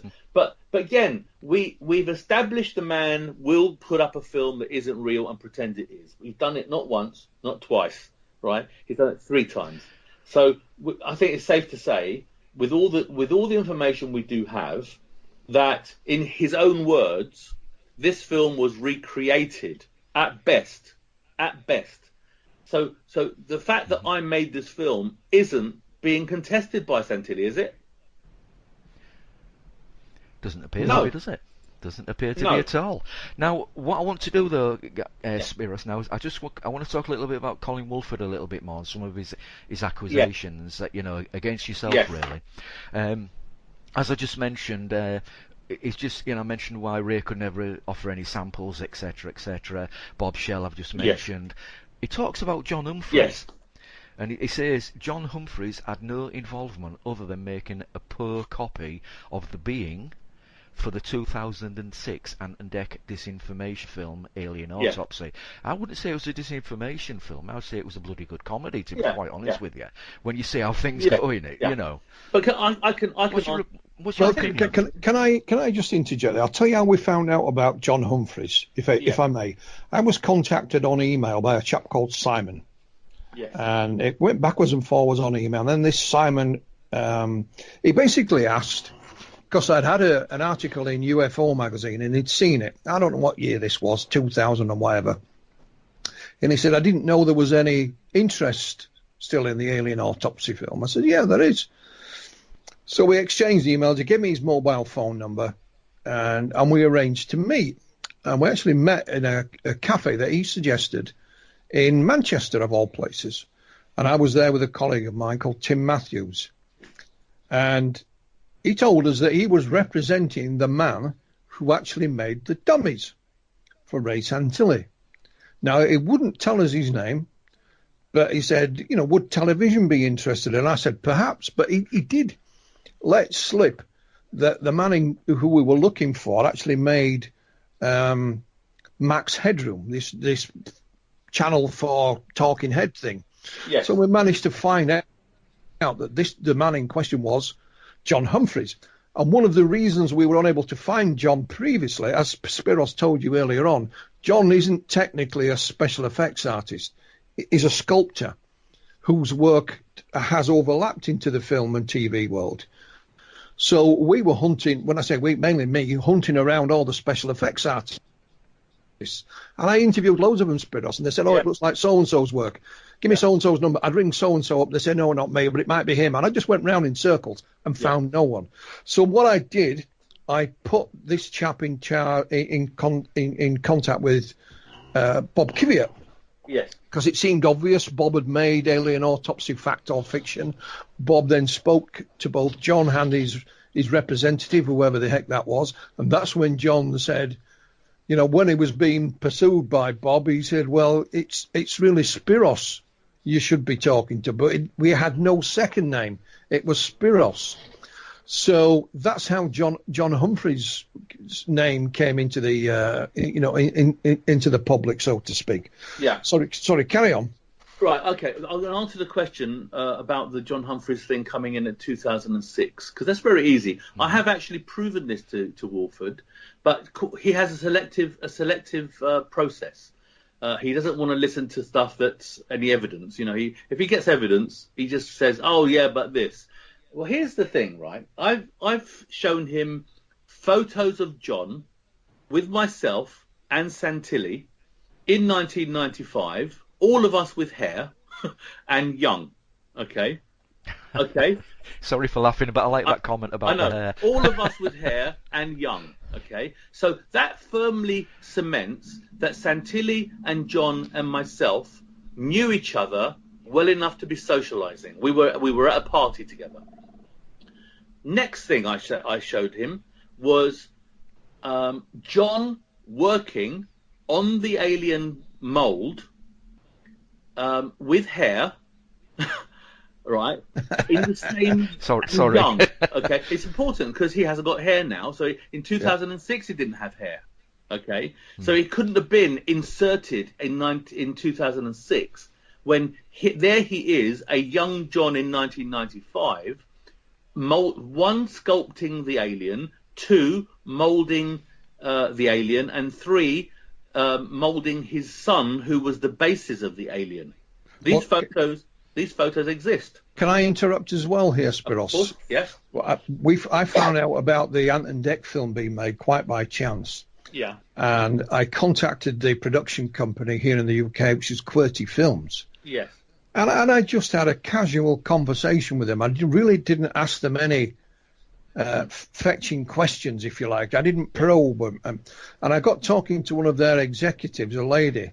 Yeah. And obviously they couldn't say so much. And I just dropped a little question in one day. Said, I understand you can't tell me the plot and so on. Just one thing I'm curious about. Who is doing your special effects for you?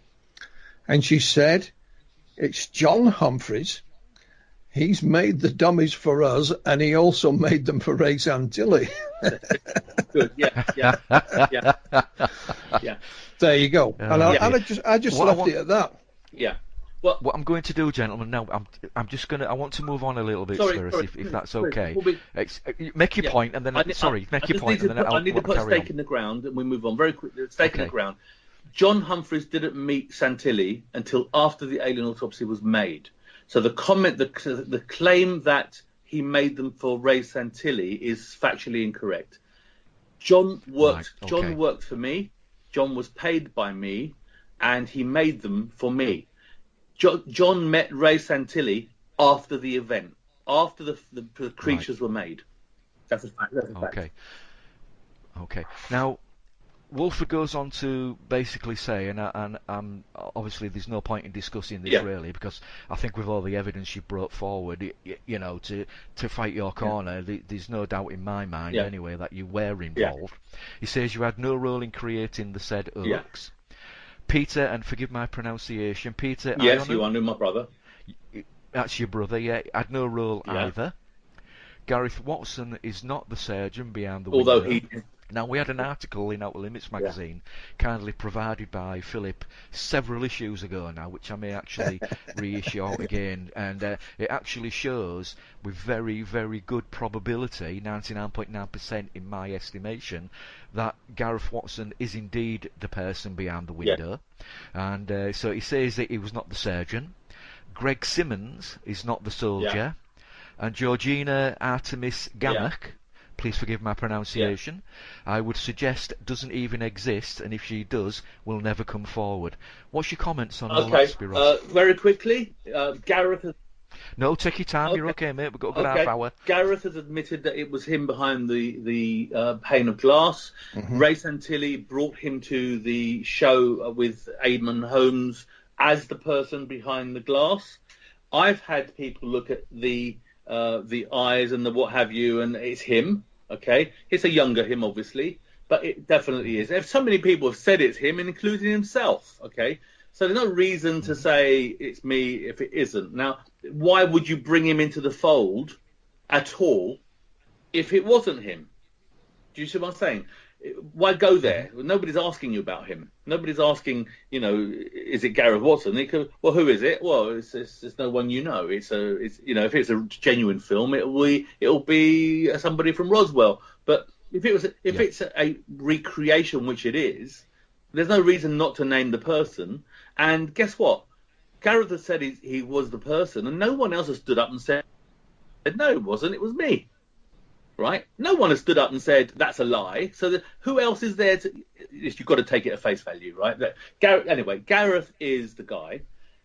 John was involved. I've proved that. I'm sending you all the photos of the stuff I'm talking about. By the way, if you want to put them anywhere, so you've got the backup. So John with hair, me with hair, all the rest of it.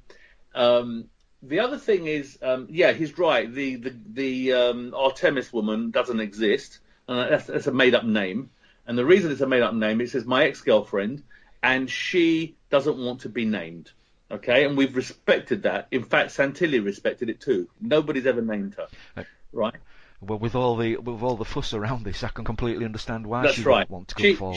She's in good standing. She used to have a government position. She doesn't want to be associated with this. She did it for a bit of fun because her boyfriend was doing it, and she didn't for a second think, hold on a minute, this is going to go mental. It's going to go around the world, and there's going to be all sorts of people knocking at her door, So that's why she doesn't want to be known. People have gone to where she lives and the square that she lives and doesn't know what house it is. But, they know it was shot in Camden. Everyone admitted that, it's nothing, But the Greg Simmons thing, that's an interesting thing because Greg lives in Spain now. He used to be my business partner here. And he dealt with Santilli in terms of finances and anything like that because he was also my accountant. And I roped him into it, and he's dined out on it, because it's a bit of fun. It was a fun thing to do. But to say that he wasn't involved and the only reason that Colin Wolford is saying that is because Greg just won't give him the time of day. He doesn't want to talk to him. He knows. He said the guy's a nutter. I don't want to talk to him. He's going to drive me mad. And I said to him, don't talk to him because I'm holding you back for my book, and I've got statements from him now. I've got a video interview with him and all sorts of stuff. So I'm going to release that as part and parcel. But all these people were involved. They all admit they're involved. Greg will admit if I told him to speak to you, he would. If you want to have a show where we get Greg and myself on or whatever, we could do that. But he's not going to talk to Wolford. Why should he? We've seen what Wolford's like. He's called me every name under the sun. Well, that is one thing I wanted to come to because, as you know, I mentioned earlier on that I put up a post on Facebook basically saying it's still a hoax film, blah blah blah. Now at the bottom of that, Mr. Wolford actually put a comment on there where he claims to have. Well, I've removed the comment because I found it's. Forgive my intellect here, but I don't know if it was slanderous or libelous. I can't remember what in writing. It's defamation. But, yeah. It's defamation. Yeah, defamation of character, basically, was what the post was. He made some quite, I would say, foul accusations in that post. I mean, do you want to answer any of those? Yes, I do. Okay. Somebody that I can't find out who, an anonymous person, has put a blog up online, and they've written a number of half-truths, and then they filled the blanks with some terrible, horrible things, okay? For example, I was sitting in my office in my studio one time, not realising I was a witness at a court case and I didn't turn up. Okay, police turned up at my studio. Mr. Melaris, yes. Do you know why we're here? Have no idea. Oh, we're surprised to see you here. You're supposed to be in court as a witness. Oh, really? I didn't know that. Yeah. And you've been summoned to appear, and the judge has asked us to take you into custody until tomorrow morning when you're going to appear. And I said. I didn't know what I thought. I was going to take me to the police station, And they said we're going to put you in a cell overnight and take you in. I said, is that absolutely necessary? I'll come. I didn't know.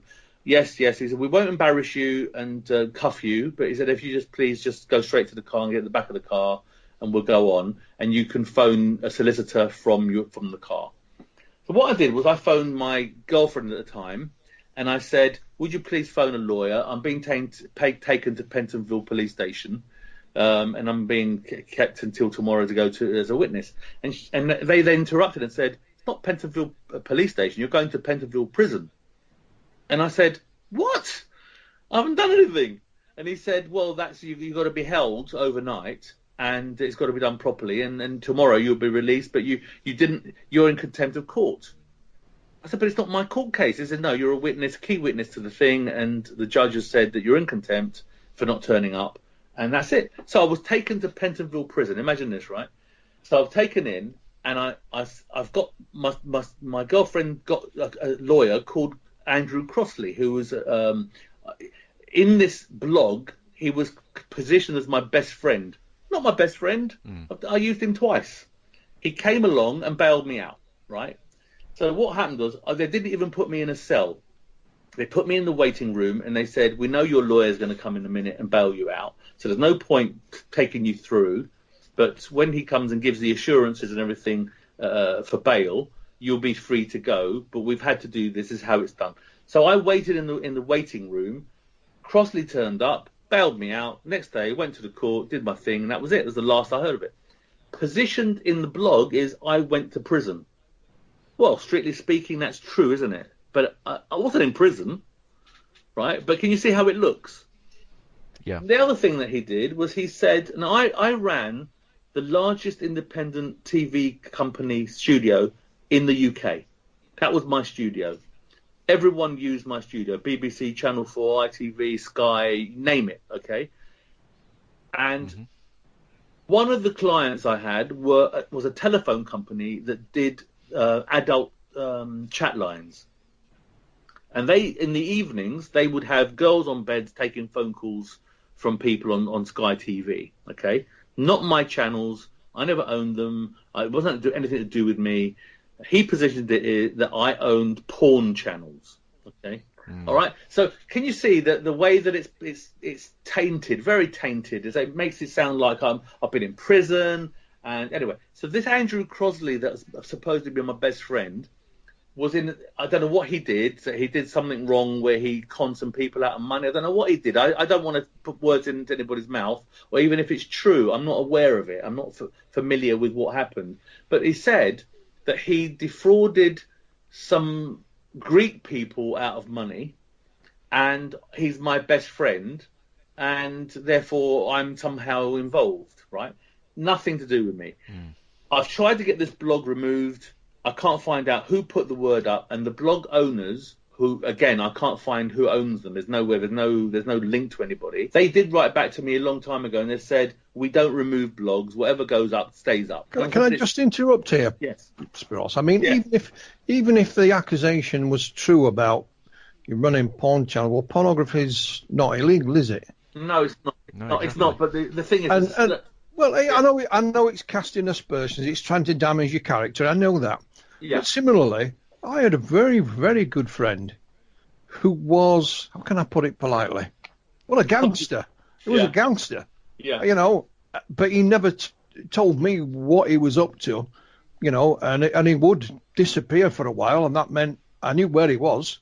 I just didn't know which prison he was in. yeah. You know, but I never got involved with anything, and we would be socialising, and he'd be talking to somebody, and I'd say, who's that? And he would just say, you don't want to know, because he knew I wasn't that way inclined. And we were very, very good friends. Yeah. But just because he did something unlawful doesn't necessarily mean that I did, because I didn't. I think that's why I said what I tried to do is, you know, I've just got very philosophical about it now, because the people that matter in my life and the people that I work with. Oh yeah, I was declared bankrupt apparently. You know, I went to court and won. Right, I beat the official receiver because there was no bankruptcy. It wasn't real. There was nothing there. They had no file. They had nothing. I won that case. But when you put it all together, it's very damaging for me, you know. So my bank is happy, you know, my lawyers are happy to deal with me. My friends are still my friends. Nobody that matters cares. But Colin Wolford hasn't got anything else. He just wants to throw mud and cast aspersions and make me some kind of villain. Well, that's okay, because what I've done now is I've said, okay, let's take me out of the equation. Let's look at the film. The film has got nothing to do with anything, right? It is or it isn't. So if it's real, show me why it's real. And if I've got handlers, like he says, I'm being handled by the men in black and being told what to do and I'm being paid, well, then show me some evidence. Because you know what? I'd love the money, if that's the case, show me the money. But I'm not. I will. Yeah. Sorry, Phil, go ahead. No, I mean, similar accusations are being made against me, and they can show me the money if they want, Spyros, I'll have it. Yeah. Well, if there's any weight going, I'll take it. So, now, what I was going to say, Spyros, in your defence, on the 16th of November 2011, at 19 minutes past midnight, you responded to that post that had been put up on that blog. My name is Spyros Melaris. I have read this ridiculous and bogus report, which is loosely based on factual events and embellished to create a distorted view. Clearly, the writer is not a real person and is hiding behind a smokescreen. I am here and am happy to answer any and all questions on this blog, and I challenge Mr. Roy Allen to be accountable to us, the readers of this very damaging diatribe, and allow that we too can question the validity of this bullshit that he has written, if indeed he is a he. At all. In the event that Mr. Hallen does not communicate in this regard, I strongly urge any reader to disregard his statements as nothing more than spin and reckless gossip. I repeat, I am here and willing to answer your questions. Is Mr. Allen man or woman enough to do the same?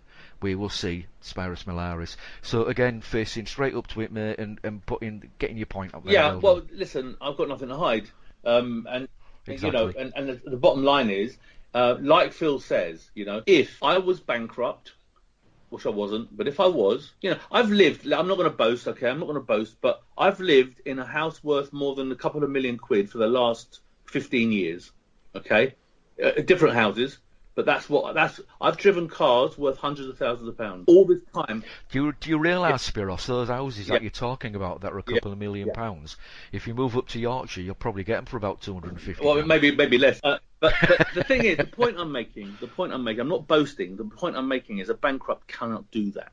I have had credit cards and bank accounts, and I've been directors of companies the whole time. If I was bankrupt, that's a legal offence, an imprisonable offence. Can I just interrupt this, Ross? I can confirm that I've been in your house. Yeah. And it is exactly true what you're saying. Yeah. But as I say, I've got nothing to hide. But here's the thing, right? I went to court, and I was because of these allegations, I was being questioned by the official receiver. That because they wanted to disqualify me from being company director because I was bankrupt, and they hadn't checked. They just went on the bullshit, right? And I just turned up and I said, right, I'm here. I've had a bank account all this time. As soon as I heard that you thought I was bankrupt, I went to my bank and I said, I know nothing about this. Are you comfortable? I need you to know what's going on, because I was dealing my studio at the time. I was dealing in £500,000 a month, so I couldn't be dealing that kind of money in a bank account where people think I'm fraudulent. I couldn't be doing that. So I was working for the BBC. I couldn't put all those people on the top. So I went straight to the bank and I said, this is a situation. What do you want to do? And they said, let us do a couple of searches. Let us do a couple of bits and pieces, and we'll let you know.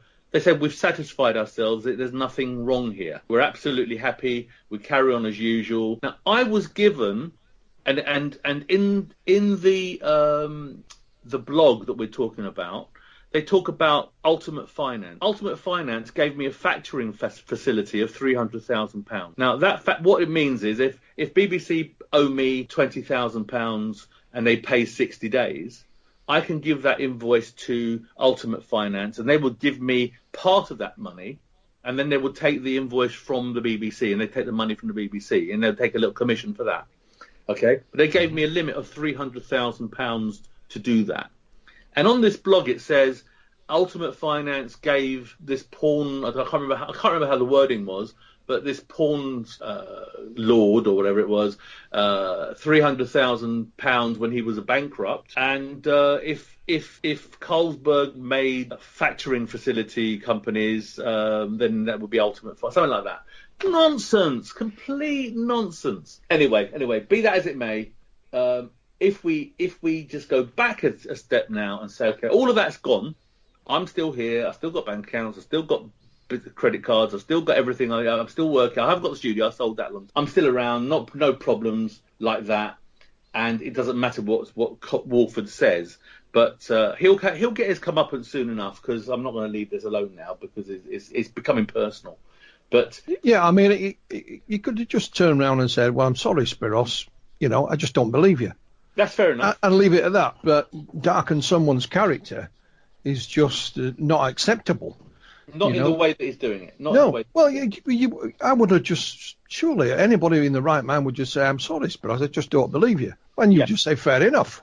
Because somebody said to me, "Why do you believe Spyros?" I said, "Well, I don't believe Spyros. Spyros told me what he claimed, and I went to his place where he lived, and he supported that claim with documentary evidence. So it wasn't a question of belief. It was a question of the facts, which he could support. That's it. It's as simple as that. If we can move on. Sure.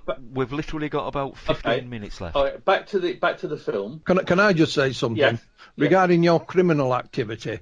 I've seen some of the jokes on your Facebook page. I mean, they are criminal. You really ought to be arrested for some of them. Guilty as charged. Today I found I was in the garden and I found my step ladder, and I didn't know my real ladder. God, all right, I'll leave it at that. Face the wall, put a big pointy Where down. are the cuffs? Get him cuffed. I know.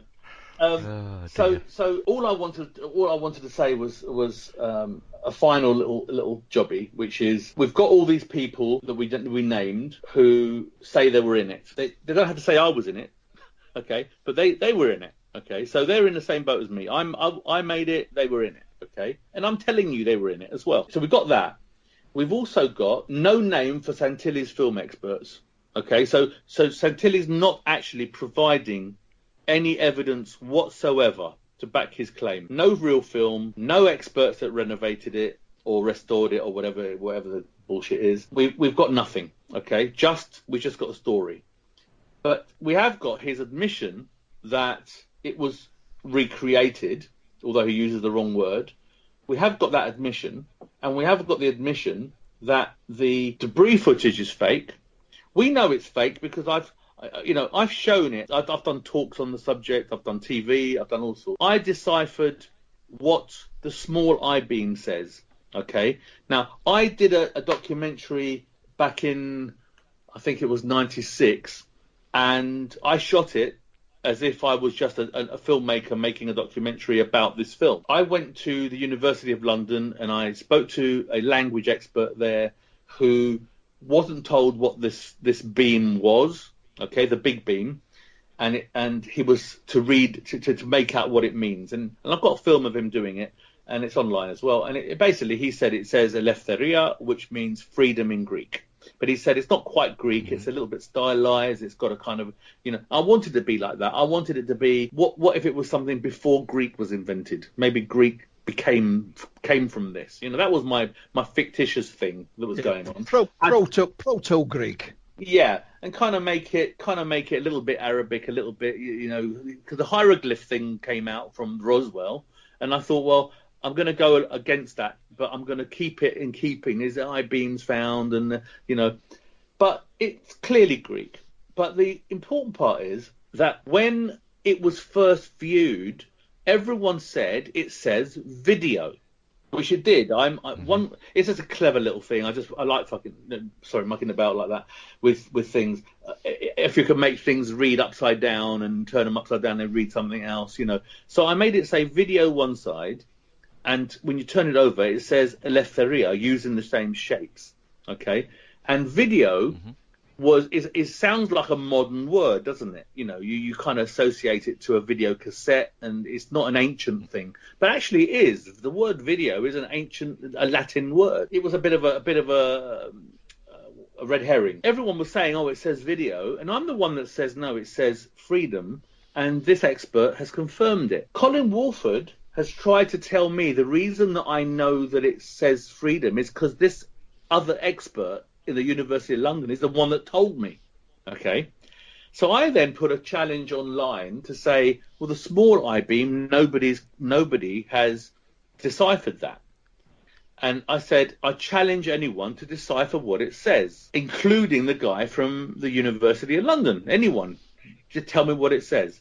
And the reason I say that is because when I was at the University of London, what you didn't see is the stuff we didn't film, which was the guy was saying, well, I can't really make head or tail of this. It's not one thing or another. And I off camera said to him, is it possible it says freedom? And he said, well, I can see that could be an E. Yeah, that could be. Yeah, I can see how that can be an L written a little bit oddly. And I can see, right, but he wouldn't have got there had I not just prompted him, right?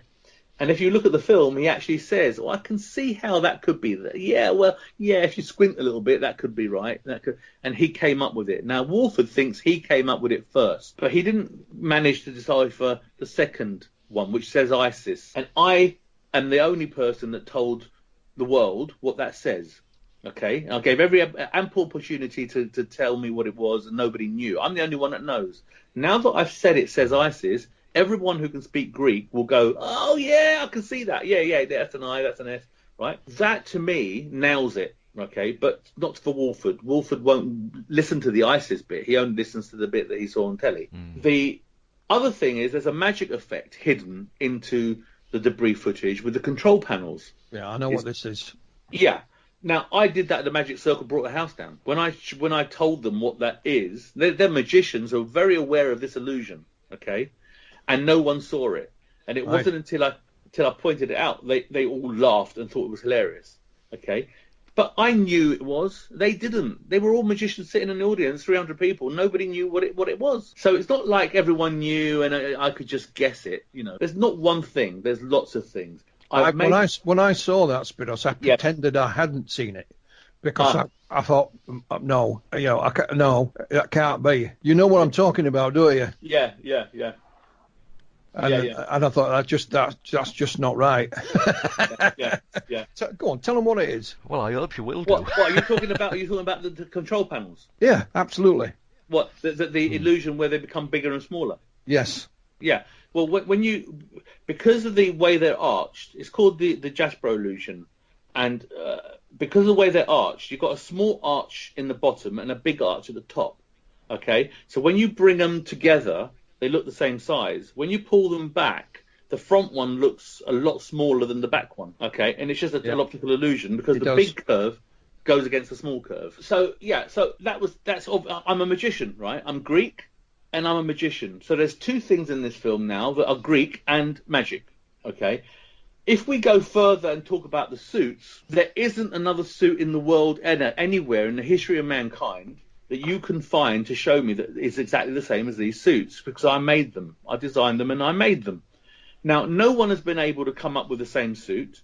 Nobody has been able to explain why the visors are so small. You know, there's tiny visors on these suits, and they're supposed to be doing an autopsy. You can't see out of them. Well, because I don't want you to see the person's face. That's why I made them so small. So if I made them any bigger, you'd see that it's, you'd be able to check someone's eyes against a photo. With Gareth behind the window, that problem actually materialized because I put a mask on Gareth, a breathing mask, behind a window. Doesn't make any sense. I don't want you to see his face. That's why. He's behind a window. Why does he need any protection at all? Yeah. Absolutely. So I'm pointing these things out now because it's I would have thought it was perfectly obvious. But when you look at the suits, Spyros, I'll interject there, but you have to remember where everybody's eyes were being concentrated on were not on the eye slots or whatever. Was on their attention was taken up. It's almost like I know it's almost like unintentional misdirection. No, it wasn't unintentional. Well, you know what I mean. They were looking at the creature on the slab. Yeah. It wasn't. Nothing was unintentional. I mean, the whole thing was a magic trick. I know. But what I want to do, gentlemen, because we've got about just a little over 8 minutes left of the show, I just wanted to ask about the actual autopsy procedure itself, Spyros. Now, Linda Moulton Howe on her Air Files website indicates that medical doctors generally agree that the surgery in the Santilli film is consistent with a dissection procedure on a real body, and that the oozing blood along the cut lines indicated the body was either fresh or had been kept very cold immediately upon death. What's your comment? Okay.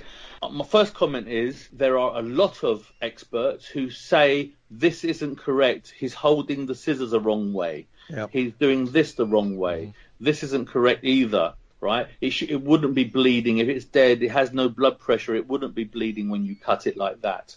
Okay, and the arguments to that were, well, it's an alien. What do you know? There are as many experts saying it's not right. I would back that up, Spyros. I mean, I spoke to lots of medical people, and roughly 50-50. Some said, yeah, it doesn't look too bad. Yeah. The others said, no, it's rubbish. But here's the thing. We're not idiots, okay? You know, Santilli said that, this team was sensational. I'm going to take myself out of the frame, and I'm going to talk about my team. They were the best at everything they did. Now, the researcher was my ex-girlfriend, and she researched how an autopsy was done in America in the 40s. She then came back and she taught John from textbook. John, being a sculptor who knows about anatomy, took to it straight away. But he made mistakes. He made a number of mistakes. He's not a pathologist. The brilliant stroke of genius here was that the person that could have done this at the time was a surgeon and not a pathologist. So the excuses of saying, well, you know what, this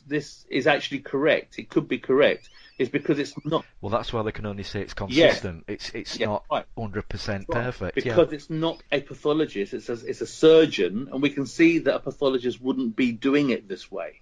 Okay, so that gives you a little bit of leeway, that gives you a little bit of slack to make a couple of mistakes. And also human nature, you're autopsying an alien, so you're a little bit nervous, you're being filmed, you're a little bit, come on, it's the guy's not dissecting an alien every day, is he?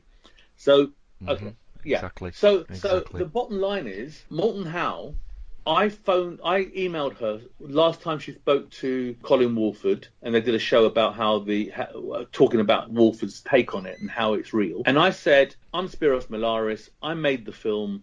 I'm happy to do an interview with you for free if you want to cross-examine me on air, and I can answer any questions that you might have. I said, because you're wrong. And she didn't even reply. Then that's sorry, Spyros. And then the next thing I see is that she's. Can you explain this to me? She's done a show and she's said that it's real based on the CIA papers, and she's put my photos on there with her name, copyright in 2019. Can you please explain to me how that picture's become hers? Yeah. I know. I watched that, Spyros, and I knew as soon as I saw that, I thought, oh dear. That's... all I shall say is that I have known people lose their homes over copyright issues. Yeah, and there's going to be just before. There's going to be, sorry, there's going to be repercussions for sure. Just to take one step further, if she believes that copyright with her name on it is legit, how can she say it's real when she doesn't own it? The US military must own it, or the US government must own it. How can she stick her name on an ancient photograph from the 40s, right, and claim it as her copyright? She hasn't done anything to it other than just copy it. Absolutely. Now, Phil, I do know, and we've literally got minutes left now, I do know that you did say you was going to contact LMH about all this footage and this stuff. Have you sent anything? Yeah. I mean, there's been a number of people commenting on it, and I was unfortunate enough to watch Linda Moulton Howe's 1.5 hour plus YouTube chat about it, and again I've made myself available. I don't know how you could rephrase it any better to discuss and debate this with a number of people. That includes Linda Moulton Howe, not had any response. Her credibility's shot now, isn't it? It's totally shot. I basically she's just sat there reading stuff back from 1995. Is just reading it out I was flabbergasted. I shouldn't have been because I know Linda quite well. So I said right away, I'll gladly. I can't speak for Spyros. Spyros is his own man, but I said I would make myself available to debate that, and it's 100% wrong. But I, out of anyone, because my reputation was on the line when I was investigating the Alien Autopsy film, if there was anyone that was going to say it was real, it would be me, because I probably had more to lose than anyone else. And the reason I stuck at it so long is because it became personal. I was even accused of being Santilli's accomplice, Wow. And at the time, Spyros, my ex-wife, Sue, and I were having an extension built on our house. Yeah. And it was accused that money was from Santilli. Because they said, where did Mantle get that money from? He doesn't have it. They were right. I didn't. My wife did. She'd had her own property, which she sold, and we used part of the funds to build an extension. But you see how it works. So it got personal for me. Otherwise, I could have done like everybody else done, say, well, I've got it out into the open. That's my hands washed of it. But I didn't. And I remember sitting and having lunch in the Chinese restaurant with Santilli, and I looked him in the face with a tiger beer in my hand. And I said, I'll get to the bottom of this film, no matter how long it takes. And he just said, that's fine, Philip. He wasn't fussed. It took me a long time. But when the day came, when you first rang Russell Callahan, not me, Russ passed your name on to me, as soon as I saw the name Spyros, I thought, that's him. Because we already had that name. And as soon as I started talking to you, you just filling in all the blanks. Isn't it true, Philip? Michael Hesseman also called me late 95-6. 96. Yeah, 96. He didn't tell you. No, and when we were at that conference and I heard his voice, I said, I know this man. He phoned me. Mm-hmm. And you asked him, and he said, oh, yes, he did. But, so my name was in the mix with Hesseman also. In 1996, and Michael didn't tell me, and we fell out over that. Right. Now, let me ask you another question. We've discussed it before. Right. When you were in my house, I showed you my paintings and storyboards and various bits and pieces. Yes. And we have photos of us and me with my paintings back in the day when you came to interview me. There is a photo which was given, a sketch which was given by me to Santilli and subsequently given to Michael Hesseman. Mm-hmm. And Michael Hesseman gave it to a girl called Agnes Gott, I think her name was. I've forgotten her surname. And she coloured it in and signed it as if she did it. Yeah. And I made this comment and I said, this is my painting. Who gave it to him to put in? And he said, it's not your painting. I got it from the cameraman. Santilli gave it to me. Well, I'm the cameraman. But since it's double speak again, right? Because the cameraman is actually not a lie, right? Yeah. Yeah. But Hesseman's thinking 1947, and in reality, it's me. So after all this time, I've had to, it's not, Colin Wolford is saying, oh, Spyros can't draw, he can't paint. Look at the sketch of the alien. Well, I did that on a napkin. But with the greatest disrespect to Colin Wolford, he's not been in your house. Yeah. And when I visited your house on that occasion, you also had other non-alien autopsy paintings that were your work, framed and hanging on the walls. Yeah. Well, I've actually got an art exhibition with two other artists coming up in London. I'll invite you both. But yeah, it's no dispute whether or not I'm an artist or not. There can't be any dispute. But Colin Wolford doesn't know me. But he looks at the sketch. You know the one sketch I gave you copies of this original sketch when John and I sat in Fabrizi's and started talking about what it's going to look like. Yeah. We just did a very, very rough, it wasn't a drawing. It was just like an outline sketch. And that's what John worked from. And he said, well, look at that. That's really amateurish. How can this man have painted these paintings, right? Well, that's his call. He can say what he likes. But the reality is this. Several paintings were in my possession with my signature on them in my house with you there. Yep. That photo exists. The style of the drawing and the paintings are the same as the one that Hesseman got from Santilli. And that's on the record, isn't it? It can't be... Yep. Right, gentlemen, I'm going to jump in there because we've just gone out of time a little bit, so I'm going to stop us there. And quick Yes. answer as possible if you can, Yes. please, for us.